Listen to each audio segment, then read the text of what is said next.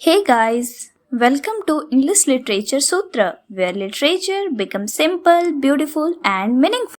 आज हम एक basic but important topic cover करेंगे.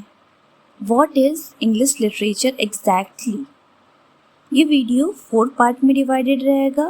First basic intro, second why study English literature, third की forms of literature and fourth history snapshot. तो चलिए फर्स्ट पार्ट स्टार्ट करते हैं.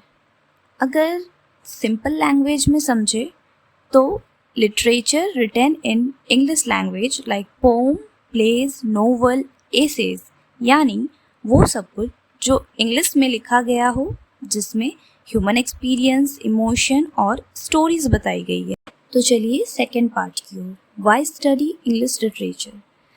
मैंने सेकेंड पार्ट को और दो पार्ट में डिवाइड किया है, 2.1 एंड 2.2. 2.1 हम क्यों पढ़ते हैं English literature and 2.2 is it connects us with history, culture and society. हम क्यों पढ़ते हैं इंग्लिश लिटरेचर? बिकॉज ये हमें दिखाता है ह्यूमन इमोशन, कल्चर, सोसाइटी के इवोल्यूशन को कि ये शुरू हुआ कहाँ से. किसी फेमस ऑथर ने लिटरेचर को कहा है इंसानी जज्बात का दर्पण. इट मीन्स लिटरेचर हमें ह्यूमन के इमोशन को डीपली समझने में मदद करता है, जैसे कि love, loss, fair, hope, guilt, courage and many. For example Shakespeare से लेकर अरुंधति रॉय तक हर राइटर एक मिरर देता है सोसाइटी को. तो चलिए 2.2 it connects us with culture, history and society. Literature सिर्फ स्टोरी नहीं होती है, ये एक टाइम मशीन होता है. जैसे कि हम शेक्सपियर के ज़माने को समझ सकते हैं या चार्ल्स डिकिंसन के लंदन का हाल देख सकते हैं सिर्फ उनकी बुक्स को ही पढ़कर. इन शॉर्ट में बोले तो इंग्लिश लिटरेचर पढ़ने का मतलब है सोचना, महसूस करना, बोलना, लिखना और समझना. English literature is not just a subject, it's an experience. So let's go with the section third. Key forms of literature. But wait, अगर आपको लगता है कि लिटरेचर सिर्फ बोरिंग नॉवेल्स, घिसे-पिटे स्टोरी का नाम है तो रेडी हो जाइए सरप्राइज के लिए.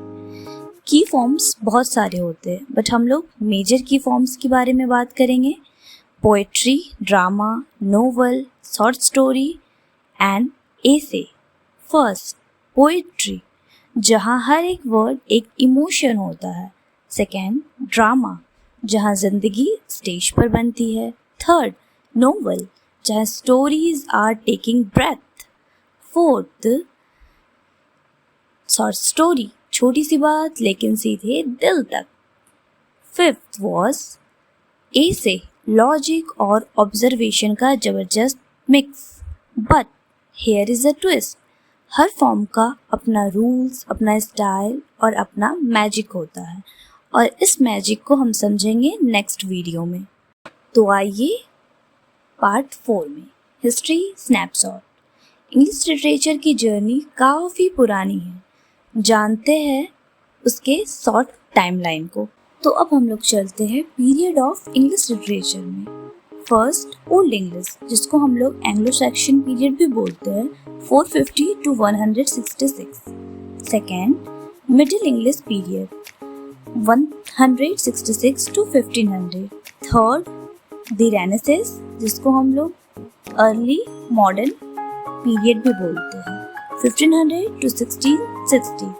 ये डिवाइड होता है और 4 पीरियड में. For example Elizabethan age, Jacobean age, Caroline age, Commonwealth period. And fourth the new classical period, 1660 to 1785. ये भी डिवाइड होता है और 3 पीरियड में, the Restoration, the Augustan age, the age of sensibility. Then fifth the Romantic period, 1785 to 1832. Then 1832 to 1901, the Victorian ये period divided है और दो पीरियड में, the pre रैफेलाइट्स 1848 to 1860 and second aesthetism and decadence 1880 to 1907. The modern period 1901 to 1945. ये divided है और दो period में, the Edwardian period 1901 to 1914 and 1910. The Georgian period 1914 to 1939. 8.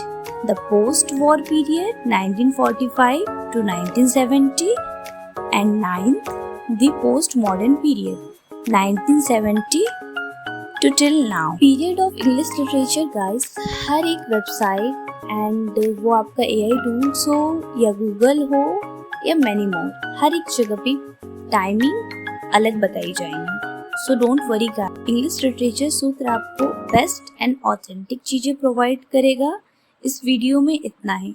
Don't forget like, share and subscribe the channel and comment में बताओ कि आपको next video और किस टॉपिक में चाहिए.